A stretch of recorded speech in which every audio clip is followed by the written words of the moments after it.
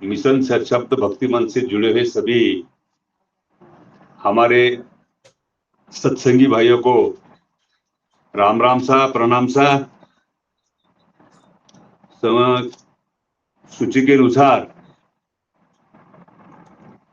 परम पूज्य बालाजी महाराज को दंडवत करते प्रणाम करते हुए और इस गूगल मीट के भक्ति मंच से मुख्य प्रचारक आदरणीय बापूजी महाराज, इनको कोटि कोटि प्रणाम करते हुए और इस भक्ति मंच के मुख्य प्रवर्तक हमारे रामेश्वर जी राठौड़ साहब, ज्ञानेश्वर जी चौहान साहब कोहड़ा वाले और हमारे रमेश भैया, इनको मेरा प्यार भरा राम राम सा। समय सूची के अनुसार अभी सभी संत प्रेमी भाइयों को मैं सूचित करना चाहता हूं कि अभी रामेश्वर जी राठौड़, जनुना जिला, अकोला, महाराष्ट्र से ये अपना प्रवचन, वाणिज्य पर प्रवचन अपना चालू करेंगे और आप सभी लोग तहे दिल से बहुत भक्ति भाव से वो सुनेंगे और सुनने के बाद वो उनके जो अपने में जो कमियां है, वो अपने को कमियां कैसे कमी करनी है, ये अभी सभी ख्याल में रखते हुए बड़े भाव से, बड़े प्रेम से रामेश्वर भैया जो प्रवचन वाणिज्य पर करेंगे उसका आप सभी ने लाभ लेना है। इसलिए सभी को मैं राम राम सा करता हूं और रामेश्वर भैया को आमंत्रित करता हूं, सूचना करता हूं कि वो अपना प्रवचन शुरू करें। राम राम। मेरी आवाज सुनाई दे रही सबको? किसी ने तो बोला ही नहीं आवाज आ रही कि नहीं आ रही? सबको सुनाई दे रही, सबको सुनाई दे रही। ठीक है, ठीक है, ठीक। धन्यवाद, धन्यवाद। करो रामेश्वर भैया, अपना प्रवचन चालू करो। मिशन सशक्त पर हमारे सभी रामस्नेही साधक संतजन सभी को राम राम सा, राम राम सा, राम राम सा। आज हर शुक्रवार की तरह आज जो यहाँ वाणिज्य पढ़ने का जो अवसर मिला है, ज्ञान तो महाराज का है, ज्ञान तो अगाध है, अथाह ज्ञान है। क्या हमारे मुखार से इसकी क्या तुलना कर सकते हैं? ज्ञान तो बहुत गहरा ज्ञान है। तो हमारा जो उपदेश को अंग चल रहा है, उपदेश के अंग की यानी सात साखिया पिछले हफ्ते में हमने लिया था और उसी को आज आगे बढ़ाएंगे, यही विषय पूरा करेंगे। तो जैसे गुरु महाराज जैसे जैसे प्रेरणा देंगे, जैसे हमारे इस मुखार से शब्द निकलेंगे, वे शब्द आप बड़े प्यार से, बड़े प्रेम से ग्रहण करोगे। यही एक मैं आप सभी से अभिलाषा लेते हुए वाणी जी को प्रारंभ करता हूँ। प्रथम वंदन गुरु सुख राम जी, जिन कियो ज्ञान भंडार। द्वितीय वंदन राधा किशन, जिन कियो हिव राधा। तृतीय वंदन रामपाल जी, झांसीस कियो बड़े राम। चरण कमल में राखियो, सतगुरु की जो भव से पार। ध्यान मूलन गुरुर मूर्ति, पूजा मूलन गुरुर पद पदम् मन्त्रमूलम् गुरुर्वाक्ये मोक्षमूलम् गुरुर्कृपा भक्ति भक्त भगवंत गुरु चतुर नाम बपुए जिनके पद रज बरसता नासत विघ्न अनी शरणो सद्गुरु दयाल को मुखैर दे हरिनाम नित्य प्रति संगति साधकीया जीवन मुक्त सुख राम नमो नमो सुख राम जी राम संत गुरुदेव निरागव वंदन करे चरण कमल की सेवा सब धरती कागज करूं सब बन कलम कटाए सात समंदर शाही करूं सतगुरु गुण लिखाने जाऊं करुणा राखो राम जी बरसो दीन दयाल गुण अवगुण सब भागी सो सही आजो प्रीत संभाल तेरी भक्ति संभाल के डूबो सुनो निकोय मोह पर कृपा ना भये क्या अवगुण मुझ होय मेरा मुझमें कछु नहीं सब कुछ वे सो तोय तेरा तुझको सौंपता क्या लागत है मोय अनंत सुख सम्राट सद्गुरु राम जी महाराज ने भिन्न हो आज के अनंत की जय राम सभा में राम राम महाराज सभी इस मिशन सत्सबद्ध जागृति मंच पर जुड़े हुए हमारे सभी माता पिता भाई बहन को बारंबार प्रणाम संत श्रेष्ठी तारा सिंह जी बाबू को अनंत कोटि कोटि दंडवत प्रणाम करते हुए वाणी जी को प्रारंभ करते हैं सभी को राम राम सा राम राम सा राम राम सा राम राम सा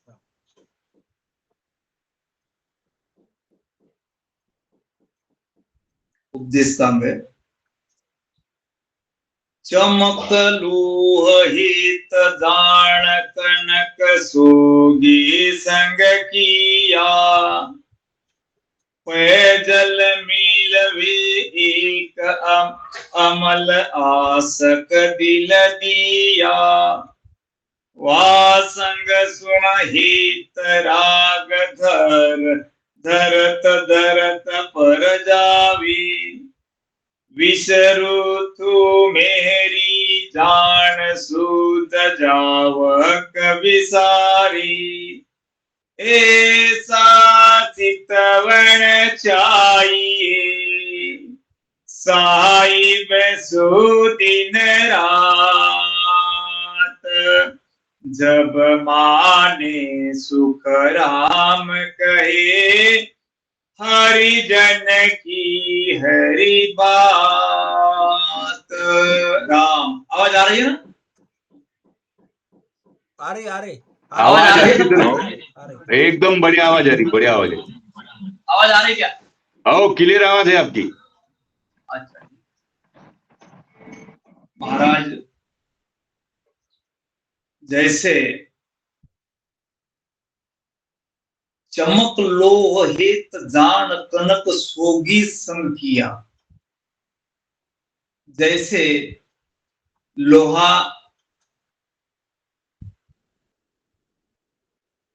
चुंबक होता है, चुंबक को लोहे के पास जाने की जरूरत नहीं, लोहा आप ही आप खींचा जाता है, लोहा उसे, चुंबक उसे खींच लेता है।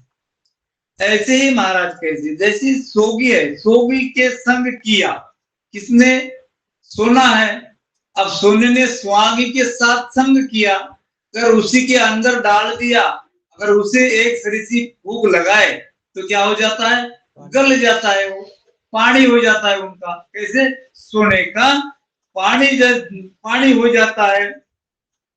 तो महाराज कहते हैं कि ऐसे ही जैसे दूध है, दूध में पानी मिलाती वो एक जैसा बना लेता है, पानी और दूध एक ही दिखता है, अलग दिखता है क्या, एक जैसे वो बन जाते हैं।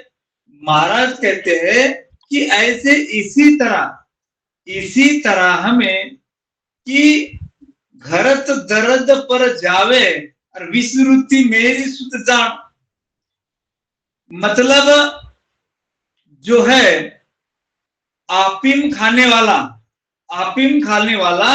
आफीम से बहुत प्रेम करने लग जाता है, बहुत प्यार करता है उससे। तो महाराज कहते कि ऐसी जैसे विश्व ऋतु मेरी जान, जैसे ऋतुवंती स्त्री है, जब ऋतुवंती होती है तो तभी किसी के और नहीं देखा जाता है, उसी तो सिर्फ उसी का प्यार दिखता है, उसी के अंदर वो मगन हो जाती है।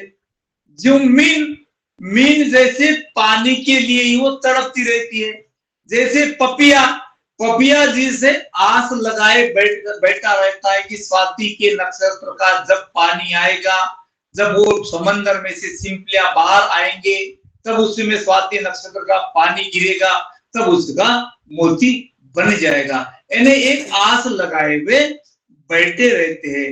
महाराज कहते हैं ऐसे ही ऐसा चितवन चाहिए, ऐसा चितवन चाहिए कि हमारा चित्त इतना गाढ़ा रहना चाहिए, इतना गाढ़ा अगर चित्त रहेगा तो महाराज कहते हैं साहिब सु दिन रात, परमात्मा के प्रति रात दिन हम मगन रहने चाहिए, हमारा चित्त उसी में लगा हुआ रहना चाहिए, उसी में।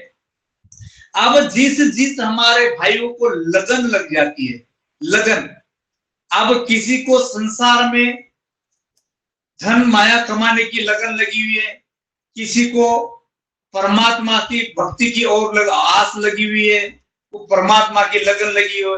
महाराज कहते हैं कि जैसे जिसको लगी लगन वो उसी में मगन, जिसको राम भजन की लगन लग गई वो राम भजन भी मगन हो गया, जिसको माया धन कमाने की लगन लग गई वो उसी में मगन हो गया, मतलब अपने अपने काम में सभी मगन हो गए। तो महाराज कहते हैं हमें मगन होना है तो परमात्मा के नाम में मगन होना है, परमात्मा के ध्यान में मगन होना है, हर पल यानी एक महाराज कहते हैं हर सांसें हमारी जा रही है, पल पल में हमें परमात्मा का ही याद आना चाहिए और उसी के याद में हम हर दिन हर समय मगन रहना चाहिए। महाराज आगे फरमाते हैं औरत हेत भरतार मीन जल पीत पिछाणे अली चीत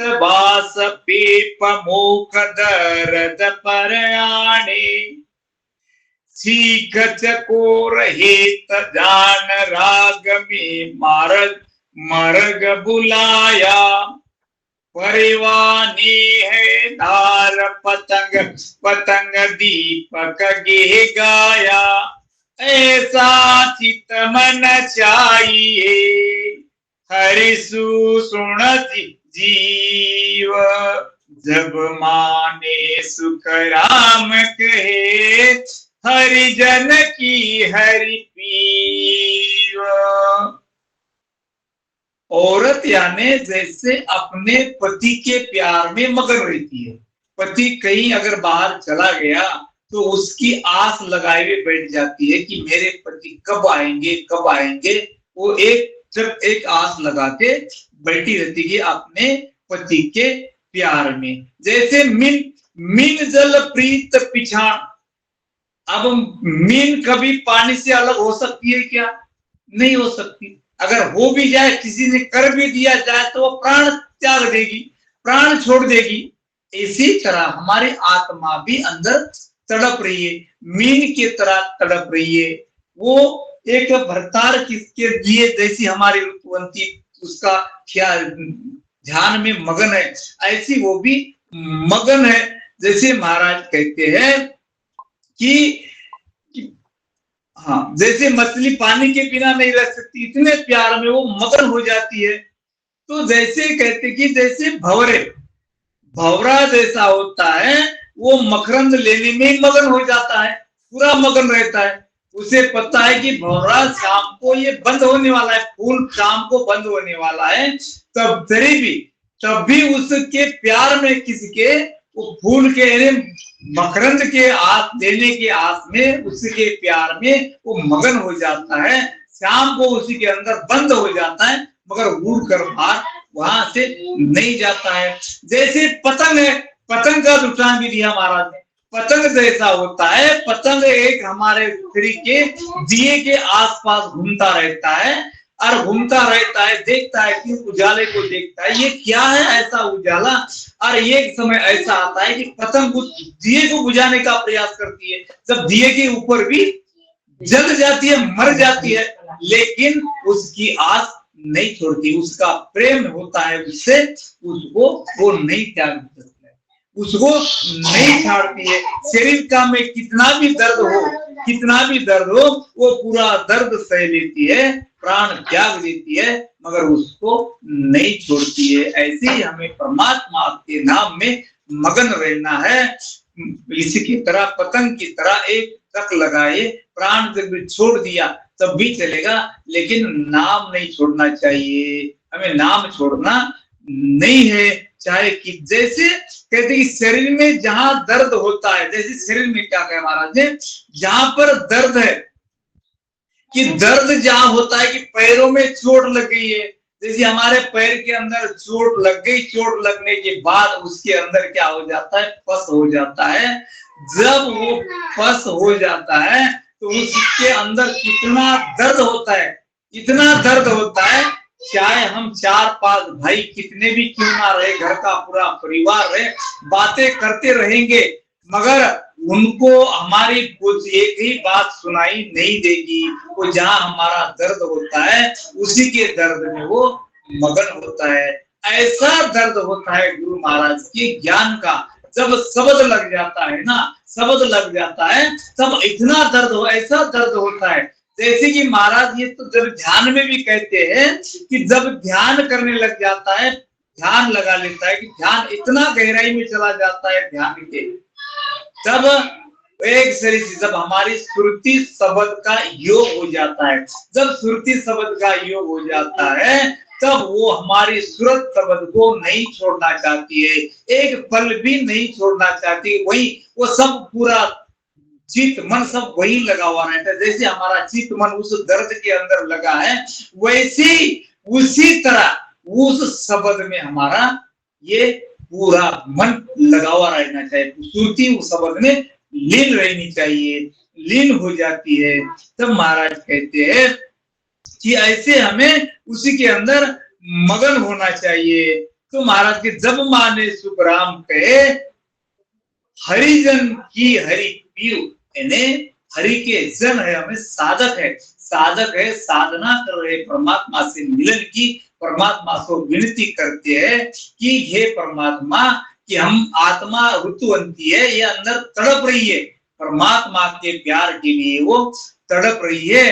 तो इतना प्रेम अगर हम परमात्मा से करेंगे, कि जितना प्रेम परमात्मा से करेंगे, जैसे हमें आनंद का आता है, जैसे संसार के सुखों में आनंद आता है, इतना आनंद उस ध्यान में आना चाहिए। तब इतने आनंद में गहराई के अंदर चले जाते हैं पति पत्नी, इतने गहराई में चले जाते हैं कि किसी बात को कोई बात नहीं सोचते वहां पर, और उसी में वो मगन रहते हैं, अपने प्यार में मगन रहते हैं। ऐसे ही जब नाम का सिमरन होता है ना, जब हमारे सुरति शब्द का योग हो जाता है कि वैसे ही वो उसी के अंदर मगन रहना चाहिए, मग्न हो जाते हैं। तो महाराज कहते हैं, इसीलिए महाराज है कि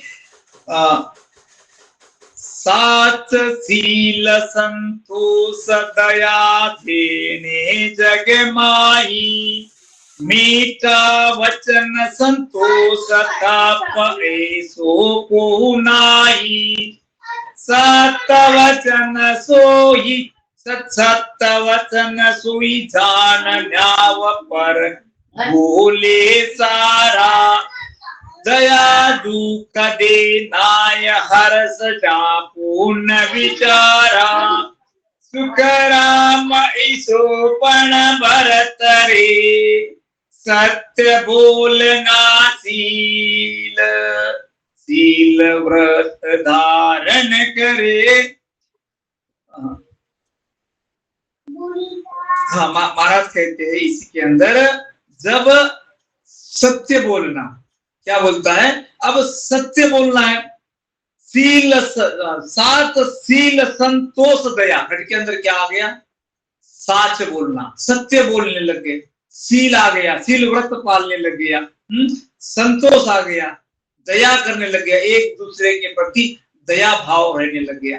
अब जब ये बातें अगर होने लगी, कब होगी, जब हमारा प्रेम परमात्मा से सही तरीके से हम कर रहे हैं, जब हमारा सही ध्यान हो रहा है, जब सही हमारा ध्यान होगा, सच को हम मान लेंगे, पकड़ लेंगे सच को, उस धारा में जब हम जुड़े हुए हैं और ऐसे शब्द को हम पकड़ेंगे, ऐसे शब्द को पकड़ेंगे, तब हमारा ध्यान भी विचलित नहीं होगा, इधर उधर नहीं होगा। तब हमें सत्य, तब हम सत्य बोलना, कहा कि सत्य बोलेंगे, सत्य बोलेंगे, तोल कर, समझ कर, सोच समझ कर हम सत्य बात ही बताएंगे। तो जैसा हमारा ध्यान हो रहा है वैसे ही बताएंगे।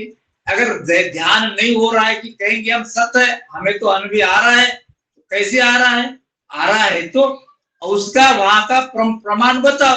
अगर नहीं आ रहा है तो सच कह दो कि नहीं आ रहा है। अगर ऐसे नहीं कहेंगे तो हम किसको फंसा रहे हैं, हम खुद को ही फंसा रहे हैं। हमारा भेद खुला नहीं, अब हम कहते कि हम पहुंच गए। अगर नहीं पहुंचे, पहुंचा मत अनेक, तो ऐसे अनेक मत नहीं धारना चाहिए, एक मत धारो और एक मत धारण करके सत्य बताओ।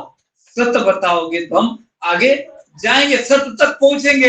अगर सत्य अगर नहीं कहेंगे तो हम भरमा जाएंगे। ये सत्य है कि वो सत्य है, तो हमें तो सत्य जाना है। जिस प्रकार हनुमान जी ने सत्य को पहचाना था, अगर राम जी और सीता माता दोनों भी एक साथ खड़े हुए थे, एक साथ आके खड़े हो गए। अब हनुमान जी को तो दोनों तरीके ये की है, माता भी उतनी प्रिय है तो राम जी भी इतने प्रिय है, दोनों तो प्रिय है। मगर उन्होंने कहा, सीता ने मुस्कुराया, अब बताओ किसका चरण छुओगे, अब किसका चरण छुओगे। बोले सीता माता हंसने लगी, प्रभु के चरण छुओगे या माता के चरण छुओगे। मगर हनुमान जी ने कहा है कि ये चरण की ये चरण नहीं, बोले वो चरण, पहले परमात्मा के चरण। पहले बताया कि ऊपर बता दिया कि पहले परमात्मा के चरण, बाद में आप दोनों के चरण, यानी दोनों मुझे शरीक है, एक जैसे है। ऐसे ही पहले हमें हमारे परमात्मा के प्रति सबसे बड़ा विश्वास चाहिए, गुरु महाराज के प्रति सबसे बड़ा विश्वास चाहिए, और विश्वास के साथ हमें भक्ति करना है। विश्वास से हम आगे बढ़ेंगे। सत्य वचन तो ही जान, और न्याय पर बोले सारा। न्याय करना है तो क्या करना है, निर्णय करना है। ये निर्णय हमें ही करना है। अब हम सत्य बोल रहे हैं, महाराज कहे सत्य की बातन मेलो साधो, सत्य की बातन मेलो, और सत्य शब्द ले खेलो। अब क्या खेल रहे हैं, सत्य में खेल रहे हैं, सत्य शब्द को लेकर खेल रहे, उस आनंद में मगन है। उस आनंद में, अगर सत्य आनंद में अगर हम मगन है तो अब सच्ची बात बताएंगे, सच्ची बात बताएंगे ना, क्या है वो।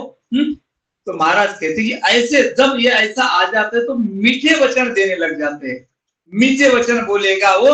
अरे तब ऐसो कोई नहीं, महाराज कहते हैं कि तब किस बराबर कोई नहीं। और तब करे तो कैसा करे, तब करना चाहिए ऐसा तब करो कि जिनसे जैसे हम साधना करते, साधक है, हम साधना करें, ध्यान की साधना करें, तो साधन करते करते हमें गहराई में जाना चाहिए। जैसे जैसे हम धीरे धीरे धीरे धीरे गहराई में जाएंगे तो गहरा ज्ञान खुलेगा, गहरे ध्यान में हम पहुंचेंगे। अगर हम नहीं खुलेंगे, जाएंगे वहां तक, हम नहीं जाएंगे तो हम इधर इधर ही घूमते रहेंगे, तो हमारा होली का ही ध्यान होगा। हम समझ कर बैठेंगे कि हम तो जाएंगे परमात्मा के देश का ध्यान कर रहे, मगर वो ध्यान नहीं हो पा रहा। वो तो कोई समय पर होगा, कोई समय पर होता है, बार बार नहीं होता है। गुरु महाराज की सत्ता प्रकट होती है तो कोई समय पर सत्ता प्रकट होती है। बार बार आ सत्ता न आवे, हंस तारण जुगमाई, बार बार ये सत्ता नहीं है। पीछे सकल धर्म सही धरना, तामे कारज नहीं। और कार्य करना है कि सत्ता के अंदर रहकर करना चाहिए। जब भी कोई सत्ता, तो महाराज ने इसलिए कहा है कि जब सत्ता प्रकट होती है, सत्य जब घट के अंदर प्रकट होता है, जब वो ध्यान, जब वो सत्य का जब ध्यान होता है, तब हमारा ध्यान भंग नहीं होना चाहिए, तब हमारा ध्यान आगे बढ़ना चाहिए। वही गुरु महाराज की सत्ता हमें आगे ले जाएगी। वही सत्य का मार्ग, वही बता आगे का रास्ता वही खुलेगा, वही महाराज सत्ता के साथ ही खुलेगा, नहीं तो नहीं खुलेगा। इसलिए महाराज कहते कि अभी हमें क्या करना है, अभी वो सत्य का मार्ग लेके, सत्य वचन लेके चलना है, सत्य को लेके चलना है।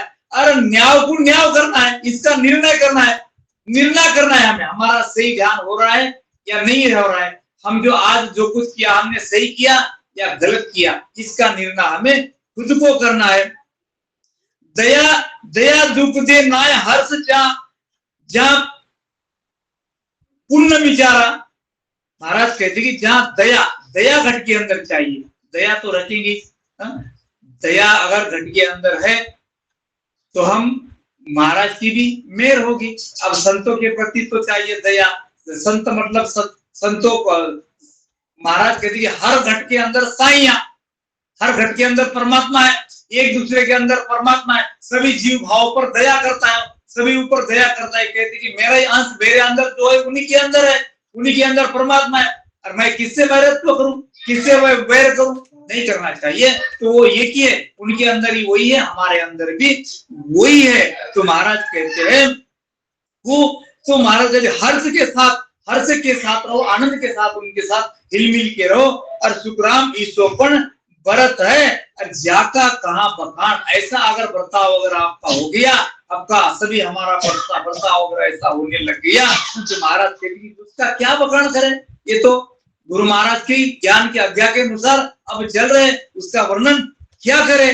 तो महाराज कहते कि सकल जहान महिमा करे, देव लोग जुगमाए। ऐसे संतों की देखो, सकल जहां महिमा करे, यारी महिमा यही हो रही है, उसकी महिमा वहीं पर होगी, महिमा वहीं पर होने वाली है। तो देवलोक में भी ऐसे संतों की महिमा होती रहती है। और ऐसा अगर हम सत्य को लेकर चलेंगे तब चलेगा। तो महाराज आगे फरमाते हैं, शीलवंत सोई दान नार परणी सोई साची, और सकल माँ बेन संग बरते नहीं काची। हर्ष बिना ले नाई गौ बेटी नहीं छेड़े, बिन आधर नहीं जाए घरे कहूं बिन तेरे। सुखरामई शोभन भरत ले, भजन करे कहूं तो सो नर नारी संत है और भिखारी हो। महाराज कहते हैं कि इसी को कहते कि सीलवंत समझना चाहिए। और सील तब आता है, सील सात संतोष ज्ञान बिन भरमन जावे। जब ये भरम कब जाएगा, ये सभी अंग हमारे अंदर आएंगे, तब हमारे घर के अंदर का भरम जाएगा। ये अलग है, वो अलग है, दूसरा, ये हमारा एक पराया है, वो किसी को पराया नहीं समझेगा, तब समझेगा ये सब हमारे ही है, पराया कोई है ही नहीं। तो महाराज कहते हैं कि नर परणी सोई साची और सकल माँ बहन। महाराज कहते कि जो पर नारी समान जो समझो कि अपनी वो पराई होती है कि उनको कोई छेड़ना नहीं चाहिए, और सकल माँ बहन सब उनको माँ बहन की तरह भी उनको प्यार प्रेम देना चाहिए। वो अपना ही अंश है उन्हीं के अंदर, वो अपनी है, अपनी माँ बहन की तरह इसी तरह बर्ताव देना चाहिए।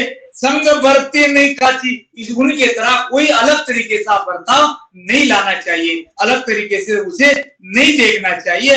और हर्ष बिना ले नहीं, हर्ष के साथ महाराज कहते कि हर्ष के साथ प्रेम से कहो कि हमारी बहन है, ये हमारी माता है, माता बहन के तरीके से लो। और गौ बेटी नहीं छेड़, किसी को छेड़खानी भी किसी के साथ छेड़ेगा नहीं करेगा, प्यार से ही बर्ताव करेगा और प्यार से ही वो रहेगा, प्रेम का ही बर्ताव देगा उसे। बिना आदर नहीं जाए, यानी बिना आदर, महाराज कहते कि बिना आदर के किसी के यहाँ नहीं जाता है। अगर किसी ने हमें आदर भाव से अगर किसी के घर बुलाया, चाहे उनका ये नहीं देखना चाहिए कि धनवान है या गरीब है, लेकिन आदर भाव देखो, उनका प्यार देखो, उनका प्रेम देखो, कितने आदर भाव से अगर बुला रहे हैं, तो वहां पर बात कहते हैं ना, अरे वहां घर मती तुम जाओ, जो वहां घर मती तुम जाओ, वो जहां घर इमृत बरसे में, चाहे अमृत अगर वर्षा हो रही है, तो वहां अगर प्यार नहीं है, प्रेम नहीं है, उसके घर वहां पर मत जाओ। चाहे आपको अगर कुछ भी सूखी रोटी अगर मिल जाए, सूखी रोटी खाओ और चटनी के साथ खा के चले आओ, तो भी वहां प्यार है, उसके अंदर प्रेम है, प्रेम भाव से अगर बुलाते हैं स्नेही को, तो वहां पर जाओ, आदर भाव से रहो, ज्ञान सत्संग सुनाओ, सत्संग करो और वहां से प्यार से चले आओ, प्रेम का बर्ताव करो। महाराज कहते कि प्रेम से रहो। और महाराज ये कहो बिन टेढ़े, महाराज कहती किसी प्रकार का टेढ़ापना घट के अंदर नहीं चाहिए, अहम नहीं आना चाहिए कि मैं क्यों जाऊं इनके घर, तो ये तो गरीब है, ये बड़ा है, ऐसा है वैसा है, ऐसा नहीं लाना चाहिए। बड़ा छोटा कोई नहीं है, सब समान है, सब हम एक तरीके से। सुखराम ईश्वर पण भरत ले, सदगुरु सुखराम जी महाराज कहते ऐसा प्रण, यानी ऐसा प्रण रख ले कि ऐसा पण हमारे घर के अंदर आना चाहिए। अगर ऐसा आ जाएगा, महाराज के कि भजन करे कौन तो है, महाराज के इतने अंग अगर हमारे घर के अंदर आएंगे, दया भाव प्रेम झरना, ये सब हमारे घर के अंदर आओगे, तो महाराज कहते तब फिर देखो हमारा ध्यान कैसा होता है, तब फिर भजन कैसा है कि सब नर नारी संत समान। क्या समझेगा वो, सब नर नारी को संतों की तरह देखेगा, सब हमारी माता बहनें हैं, संत समझेगा, संत वृत्तियां आ जाएगी। नहीं तो महाराज कहते ये अगर बर्ताव नहीं है, तो महाराज कहते वो भिखारी है, वो भिखारी है, उनके पास किसी प्रकार का धन नहीं है, वो भिखारी है। इन्हें 7,000 रूपये धन परमात्मा के लाया था और यहाँ आकर थारी मारी में खर्च हो गया, अब वो पूरा भिखारी बन गया, वो भिखारी का भिखारी रह गया। इसीलिए महाराज कहते हैं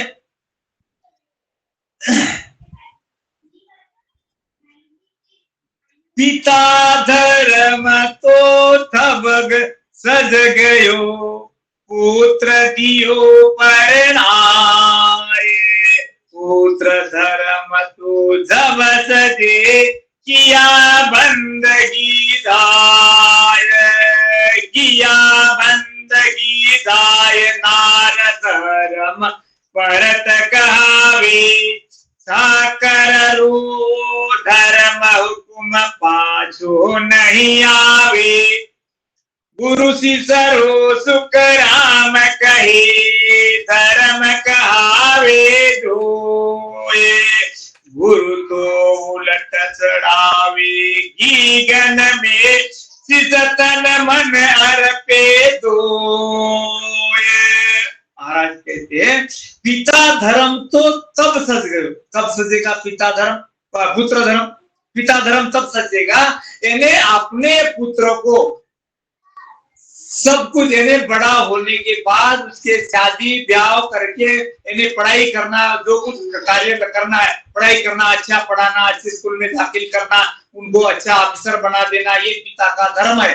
ये पिता का धर्म है, शादी ब्याह कर देना, शादी ब्याह करके उनके संसार में उनको लगा देता है, ये पिता का धर्म होता है। पिता धर्म तब सजेगा, नहीं अभी मेरा कार्य हो गया, तब कहेगा कि मेरा कार्य अब हो गया, अब मेरा कार्य कोई बाकी नहीं है। अब बाकी क्या रहा हमारा, बस सिर्फ एक राम जी की आस है, अभी आगे हमें कोई जरूरत नहीं करने की, अभी सब हमारे बच्चे अब उनका वो संभाल ले रहे। पिता धर्म अब हमारा सज गया। तो महाराज कहते हैं पिता धर्म तो सज गया,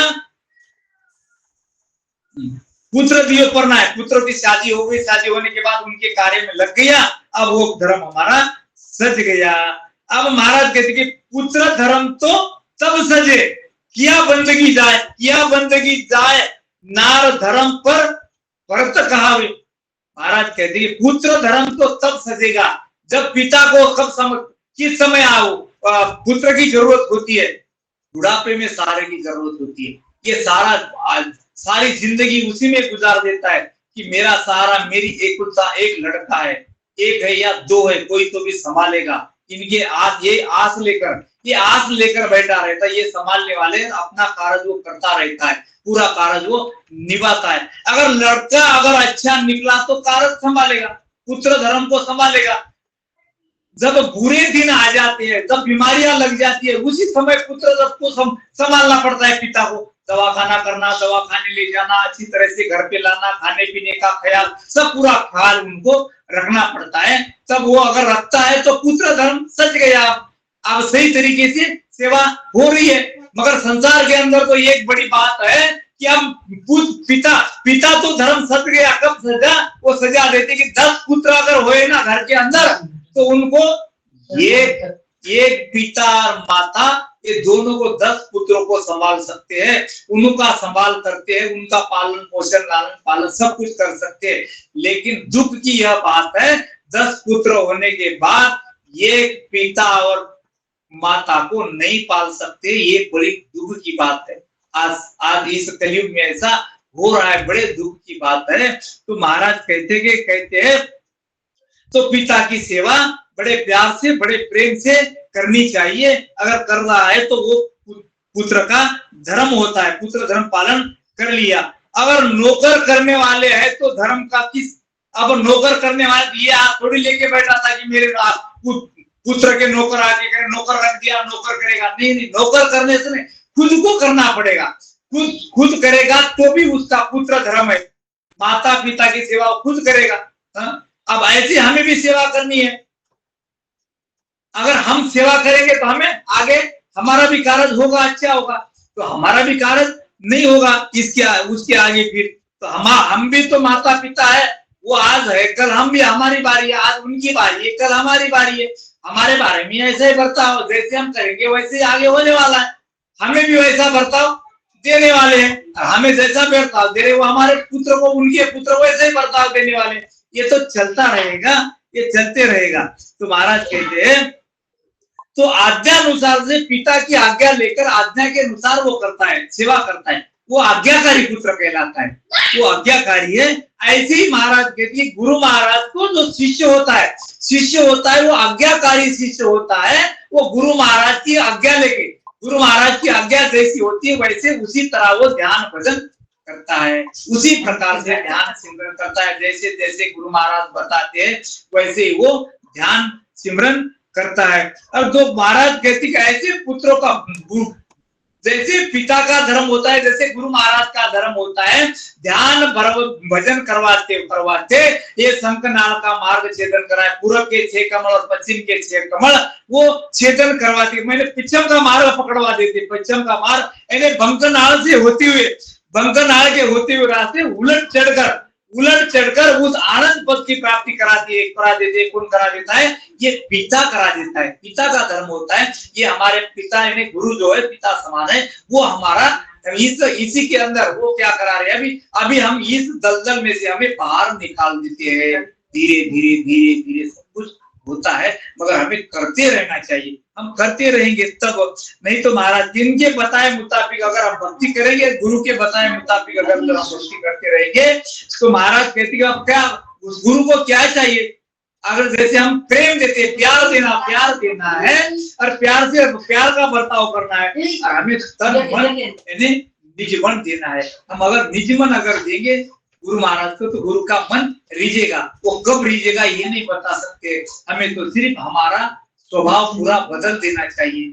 और हमें अच्छा स्वभाव कैसे आए, अच्छे स्वभाव से हम कैसे रहे, गुरु महाराज कैसे रिझेंगे, कब हमें उनका प्यार मिलेगा, कब उनका निज मन रिझ जाएगा, ये बता नहीं सकते। कभी रिझ सकता है गुरु महाराज का निज मन, और कभी हमारे घर के अंदर वो क्या जिसके लिए हम तड़प रहे वो चीज कभी प्रकट हो सकती है, उनका कोई समय है नहीं। ये महाराज आगे कहते हैं, काम क्रोध अहंकार देख नासत मुख विंदा, मेते मान मरोड़ मोह माया मन संदा, तामस तरप बतूल रीस आयु पग खेचे, कड़वा वचन विरोध बात कर्मादि सखेचे, कलेसर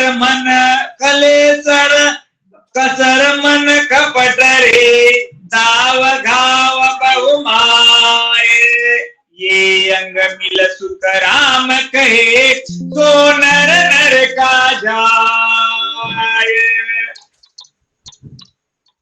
महाराज इस कवित के अंदर महाराज कहते पहले आ गया काम, क्रोध, अहंकार। ये कौन सी सीढ़ी है, सीधे कहां ले जाएगी। काम पहला शब्द आता है, काम ही आता है, पीछे भी काम भी हमें काम का ही उदृष्टांत हमें आगे ले जाता है। महाराज कहते हैं कि अगर काम वासना जिसके अंदर है वो काम ही लग गया, काम के अंदर क्रोध भी आने लग गया, अहंकार आने लग गया। महाराज कहते कामी क्रोधी लालची, इनसे भगति न हो, इनसे भक्ति होती क्या नहीं होती। भक्ति करे कोई सूरवा, जाति वर्ण कुल कोय। तो ऐसे महाराज कहते हैं कि जैसे ये देख नासत मुख विंदा, महाराज कहते हैं जो कामी है, क्रोधी है, अहंकारी है, उसका मुख भी मत देखो। उसका मुख देखना ही हमें भी अहंकार आने लग जाएगा। वृत्तियां अच्छी नहीं है, उनका भाव अच्छा नहीं है, द्वेष भाव रखता है। तो देख नासत मुख विंदा, और मैंने मरोड़ मोह मन बंदा। तो महाराज कहते हैं द्वेष रखना, घट के अंदर द्वेष रखता है, झूठ बोलता है, झूठ बोलकर किसी मन को रिझा लेता है, तामस तरफ रखता है, रीस बहुत आती है, घट के अंदर बहुत रीस आती है, दाव घाव लेके चलता है, किसी के प्रति दाव रखता है, ये तो अच्छा नहीं, ये तो वैसा नहीं, तो इसका मैं ऐसा करूंगा वैसा करूंगा। घट के अंदर ही मन और निज मन ये दोनों भी झगड़े करते रहते हैं, ये झगड़ा चलते रहता है। तो ऐसे अगर हमारे घट के अंदर ये अगर झगड़े चल रहे हैं, ये ऐसा है वो वैसा है, इसका ऐसा करना पड़ता वैसा करना पड़ता, ये ऐसे है वो वैसे है, ऐसी वाणी अगर हमारे घट के अंदर चल रही है, तो भजन हम किसका कर रहे हैं। महाराज कहते कि इसके बाद हमें क्या मिल जाए, ये अंग मिल सुख राम कहे, सो नर नर का जाए। हमारे घट के अंदर ऐसे अंग अगर आ जाएंगे तो महाराज कहते कि सीधे नरक में जाएगा। आ जाएगा वो नरक का अधिकारी बन जाएगा। तो इनसे हमें बचकर रहना चाहिए, संभल के रहना चाहिए। जैसे हम कांटों के ऊपर से चलना चाहिए, जैसे कांटों के ऊपर चलते हैं तो ऐसे ही चलना चाहिए, ताकि ये अंग हमें नहीं लगे। कांटे की तरह ये चुभने चाहिए। महाराज गुरु महाराज के शब्द जो है ये कांटे की तरह चुभते रहना चाहिए। अगर चुभते रहेंगे तब हमें ये काम क्रोध अहंकार ये सब हमारे घर के अंदर नहीं रहेगा, और नहीं आने भी नहीं देना चाहिए। महाराज कहते हैं तो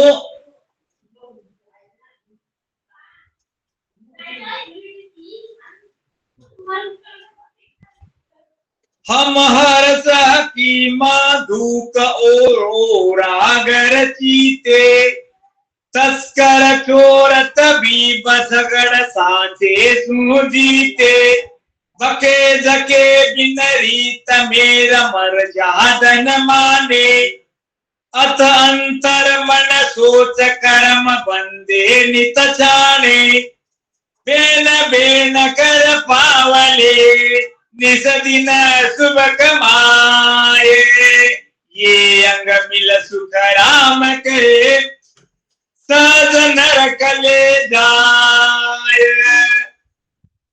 महाराज कहते हैं हम हर्ष हकीम दुख और घर चीते। वैद्य क्या करता है, हकीम क्या करता है, जैसे मरीज को कोई बीमार रहता है जड़ी बूटियां देता है, दवा देता है, झूठ बोलकर दवा देता है, उस दवा से उसकी तबीयत भी नहीं अच्छी है, पानी मिलाकर देता है, वो सब झूठ झूठ किसके लिए, अपने पेट भराई के लिए, अपने पेट भराई के लिए यानी दूसरों को बीमार देखना चाहते हैं, देखना चाहता है बार बार वो बीमार रहे और हमारा कार्य अच्छा चले, हमारा परिवार अच्छा चले, यानी उनके पास का धन बटोरना चाहता है और उनका धन बटोरने से हमें क्या मिलेगा।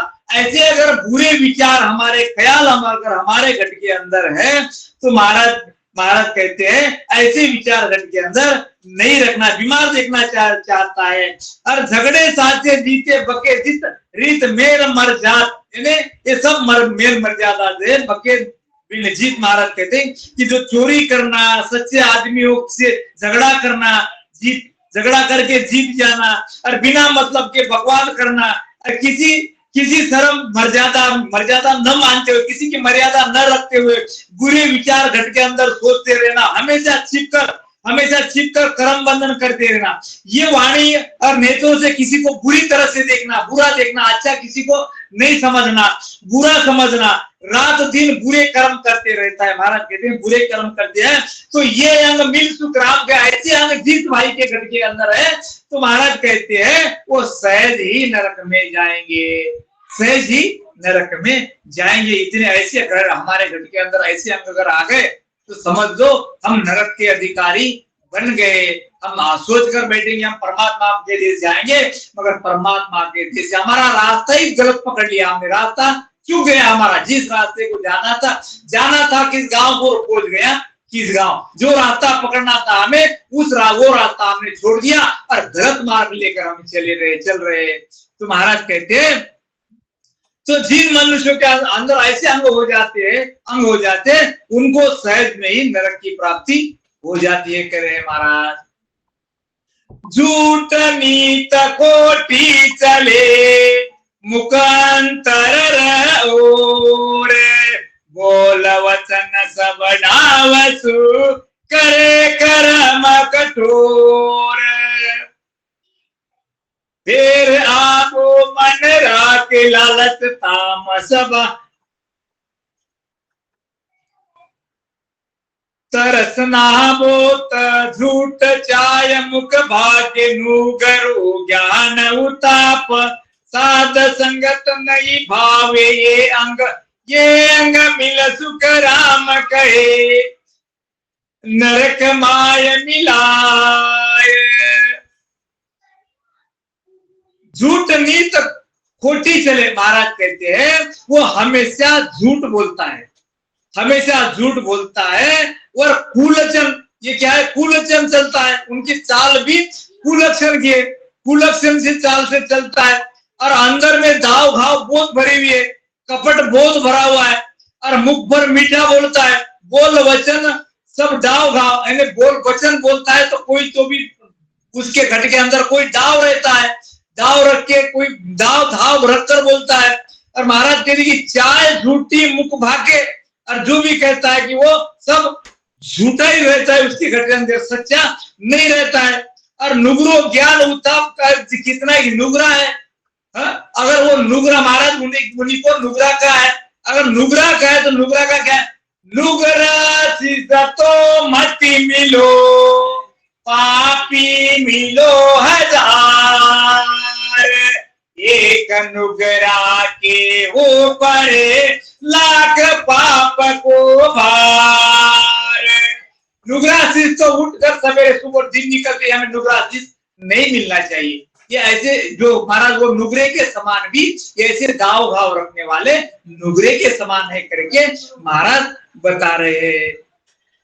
तो साध संगत नहीं भावे, और साध संगत तो नहीं भाती है, साध संगत नहीं भाती है, साध की संगत की तो निंदा ही करते रहता है। संतों की साध की ये तो साध संगत ऐसी है, साधु ऐसा है वैसा है, ये संतों के बारे में बार बार चर्चा करता है। महाराज कहते हैं ये अंग अगर घट के अंदर है, हंसों के घट के अंदर है, तो महाराज कहते हैं वो नरक में ही जाएंगे। तो महाराज आगे कहते हैं जरियो दहार उलक मरे भाकी और मारे, मुसो तोरे बाट धरे आप ही धर जारे, मकड़ी मांडे जाल तगे बहुता जीव खावे, आजा खाल लोहा गले गले की आसो अपना पावे, बास बास गले बीन जल, ब्याल को काल सुसंदर, नापट नाटक खट खटाय करी करता बिन कदर। महाराज कहते हैं अर जरियो आहार उलखा, मरे माखी और मारे। महाराज कहते कि भोजन प्रसादी करते करते अगर कोई एक आधी मक्खी आके मुंह के अंदर चली जाती है, ऐसी चली जाती है, तो वो क्या करेंगे? अब वो चली गई, अब वो तो मर जाएंगी। हाँ, तो महाराज कहते मुंह सो छोटे जरे आप ही धरे जा रहे।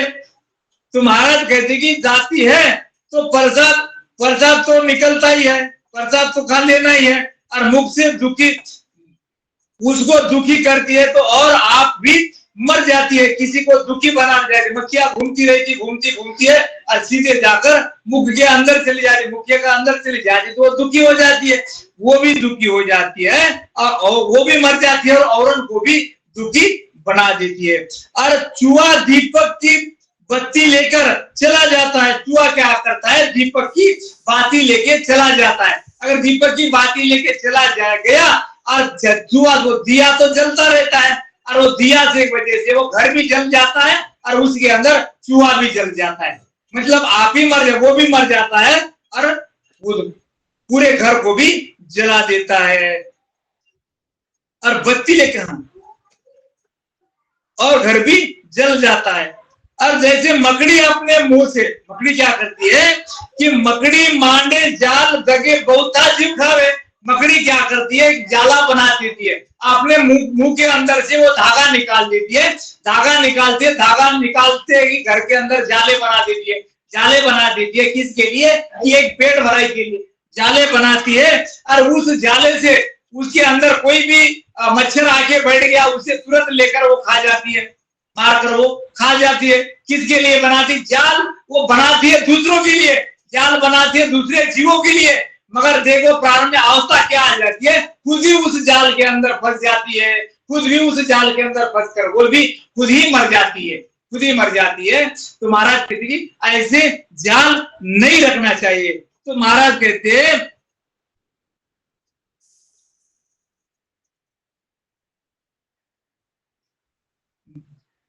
बाल करद का जी बहू। हाँ, ऐसे उसी तरह महाराज ने कहा है कि बास जीव जंगल के अंदर झगड़ते एक दूसरे को झगड़ते, एक दूसरे से जीत कर गया। हवा जोर से हवा आती है तो तब बात एक बात दूसरे को एक दूसरे को घीचते हैं। तो अगर घीचते क्या होता है, उसमें आग प्रकट हो जाती है, आग प्रचलित हो जाती है। जब आग प्रकट हो जाती है खुद भी जल जाती है और पूरे वन राय को जला देती है, पूरे वन को वो जला देती है। आग जब आग की एक चिंगारी निकल जाती है तो पूरे वन राय को जला देती है। ऐसे ही महाराज कैसे है कि जैसे हम जो कार्य करने आए हैं वो कार्य बाजू में रह जाएगा और हम वो आग खुद भी उस आग में जल जाएंगे, औरों को भी जला देंगे, खुद भी उसी आग में जल जाएंगे, नहीं जलाना चाहिए। तो महाराज कहते ब्याल को काल सुचंदर नापट ना कटाया। तो महाराज कहते कि ब्याल को अगर क्या होता है, वो सर्प होता है ना, वो सुचंदर को अगर पकड़ लेता है तो उसको खा जाता है तो अंधा हो जाता है, खा लेता तो अंधा खा जाए तो मर जाता है, अगर छोड़ता है तो अंधा हो जाता है। दोनों तरफ से वो फंस गया, छोड़ता हूं तो अंधा हो जाता हूं, अगर नहीं छोड़ू तो मर जाऊं, खा लेता हूं तो मर जाता हूं, ऐसे दुविधा में जाके वो अटक जाता है। और नापट ना कटाए करी करता बिन कदर। अब आप तो कदर किसकी करे, कदर तो करनी पड़ेगी, अगर कदर नहीं करेगा तो वो नाटक कितना ही करेगा तो नाटक नहीं चलेगा। तो महाराज कहते हैं बाल करद काजी बुई चिन्हत खाड़ो रापगा, सुख रामदास संसार में दगा नहीं किसका सगा। तो महाराज कहते हैं कि जब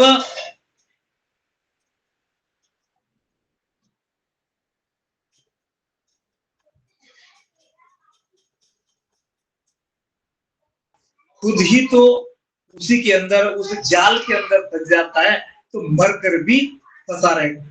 लोहा बकरी को मारता है, लोहा क्या करता है, पहले बकरी को मारता है और वही खाल, उस बकरी की खाल उस लोहे को गला देती है। जे पहले वो लोहार का जो भाता रहता है ना, उस भाता को दोनों तरफ से चमड़ाई लगा हुआ रहता है, और वो चमड़े की भाता जब जोर से फूंक लगाता है, एक तरह से फूंक लगा देता है तो लोहे का पानी हो जाता है, लोहा उसी तरह गल जाता है। जो जैसा करता है वैसा ही भुगतता है। महाराज कहते हैं जो जैसा करेगा और वैसा ही भुगतना पड़ेगा। महाराज गीता में कहा है जैसे कर्म करेगा वैसे फल देगा भगवान, ये है गीता का ज्ञान। जैसे करोगे वैसे भरोगे। जैसे बांस की तरह, बांस खुद भी जल गई और पूरे जंगल को भी जला दिया, पूरे जंगल का भी नाश कर देती है। तुम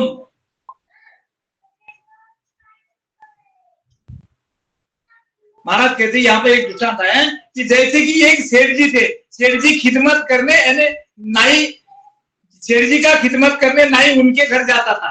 नाई किसके घर, सेठ जी के घर हमेशा जाता था। और जाती जो एक दिन गया खेत में खिदमत कर रहा था, उसके खिदमत करते हुए क्या हो गया, तो उसने थोड़े दो तीन बार कड़कोलिया लगा दिया, और 2-3 बार कड़कोलिया लगा दिया, और कड़कोलिया लगाने से क्या बहुत आनंद आया, आनंद आ गया। तो उसने क्या किया, तो उस सेठ जी ने उसे 2 पैसा ज्यादा दे दिया। जैसे एक से बढ़कर 4 गुना उनको खिदमत अच्छी की करके ज्यादा दे दिया। और ज्यादा देने से क्या हुआ, खिदमत की उनको ऐसा लगा कि बहुत अच्छा हुआ, कड़कोलिया लगा दिया तो बहुत अच्छा रहा। तो फिर एक दिन क्या होगा, वो राजा के घर गया, राजा की खिदमत करने वो राजा के घर गया। तो उसको ऐसा लगा कि अब मैं वो सेठ जी की तरह राजा को भी अगर कड़कोलिया लगा दूं तो राजा भी मुझे बहुत बढ़िया धन देगा।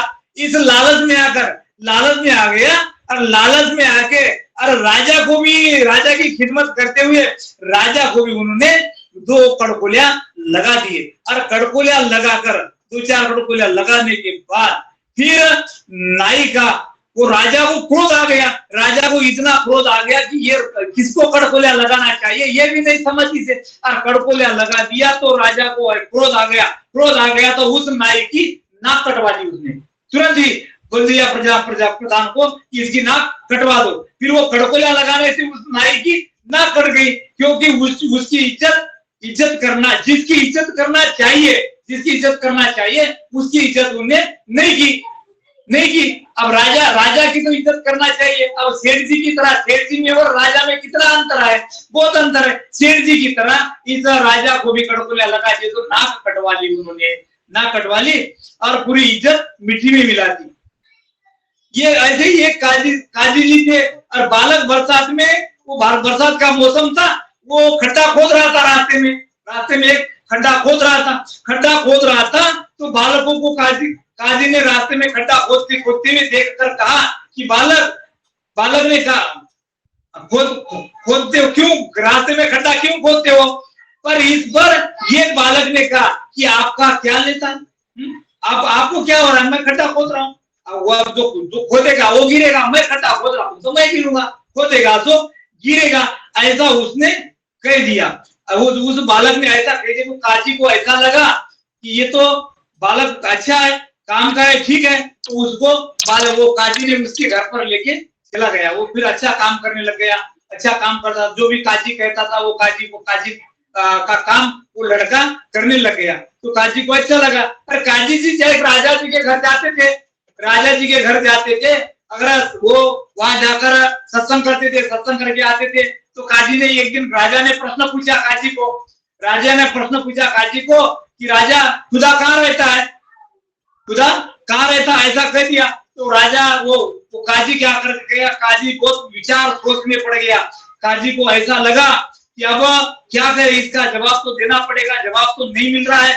तो उसके लिए वो 6 महीने राजा जी से 6 महीने की अवधि मांगी। अब 6 महीने की अवधि मांगने के बाद उसको वो सब सोच विचार करने लग गया, बार बार विचार कर रहा था। विचार करते हुए ऐसा सोचा कि अब मैं क्या करूं, इसका तो कोई हर ग्रंथ में देख रहा है, वेद में देख रहा है, भागवत में देख रहा है, कहीं मिल रहा नहीं, इसका अर्थ तो नहीं मिल रहा है। अब क्या करे, अब ये इसका अर्थ तो अब 6 महीने के बाद तो अर्थ इसका खुलासा, इसका उत्तर देना पड़ेगा राजा का।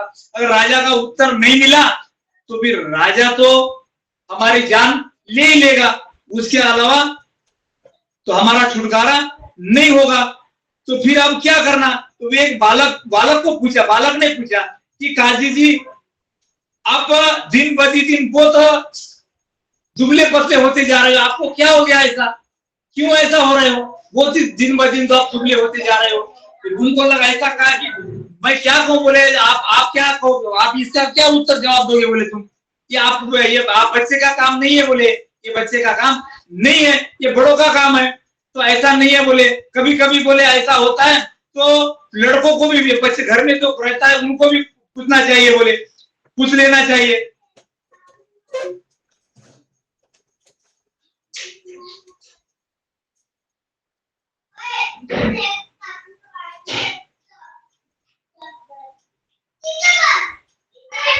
तो फिर लड़के ने कहा कि थोड़ा हमें कुछ तो बताओ, बोले तो लड़के काजी ने बताया कि बोले ऐसा ऐसा है, उसको उत्तर हमें देना है, उसका जवाब देना है। तो खुदा क्या करता है, तो जवाब देना है, जवाब देने वहां राजा के दरबार में जाना है।